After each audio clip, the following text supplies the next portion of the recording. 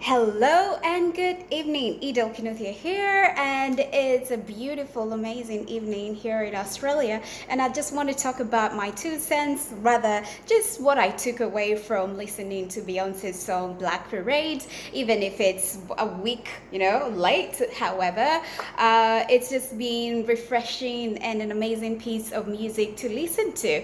And particularly, I want to talk about the cultural references that she makes in this song and how she has really alluded to that, and all the way from the African cultures and customs to the experiences of African Americans in the South, and how that has come together and meshed it all in. It's amazing, and I enjoyed listening to those references. And particularly being from Kenya and being an immigrant to Australia, it feels really nice when through lyrical prowess and having all these sort of cultural references alluded to, and it just feels really great, and you can celebrate that through song, and you can bop and embrace that. And also another thing that I felt is that this song managed to galvanize us as Africans, African Americans, and in general as Black people, to celebrate who we are and the rich tapestry that is our history, our culture, and our heritage, And it kind of felt that it was framed so beautifully in this one song, and we are able to celebrate that and just enjoy it and for what it is. And being in Australia, that is something I truly have come to appreciate, because you feel that there are things within your culture that you miss out being in the diaspora, and you want to hang on to things that either remind you or things that actually keep a sense of who you are and your cultural identity while you're out in the diaspora.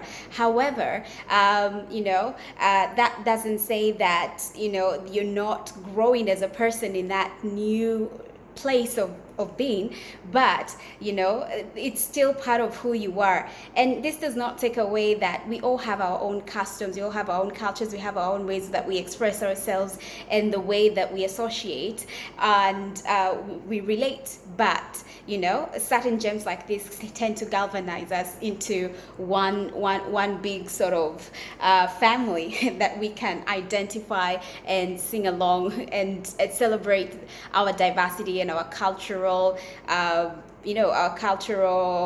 what do you call it, closeness, and also heritage that is quite similar. And another thing that I found this song was that it allowed me space to sort of, albeit little, understand and seek understanding into what it meant to be Black or African American in the South. And or it just created somewhat of a segue. And I do appreciate, in this backdrop of the Black Lives Matter globally, it is important that we are able to understand what our experiences as people of color, Black people, globally is.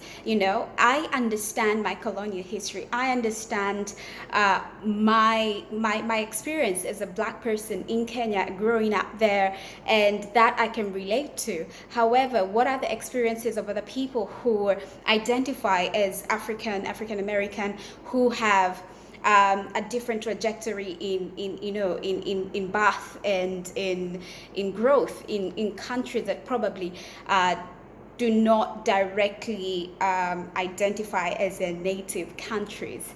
So that had, this song just felt like it provided an insight into that, just albeit minimal. I do appreciate that there are other sources that can spark this interest, that can spark this that can spark learning, and also other historical references, and that we can learn from and we continue to learn from. It doesn't take away from those. I just felt that this actually just reignited that sense of Black excellence and heritage and culture, and celebrating that and owning that and embracing that, and allowing us to walk with our heads held high and acknowledging that we are strong, we are beautiful, we are brave, we are great, and there is a lot that has to be celebrated or could be celebrated, about who we are and our strength, our diversity, and our beauty. And that's just pretty amazing. And I feel, Queen B,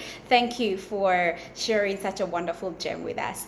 All right, ciao for now, and have a great week ahead. Bye.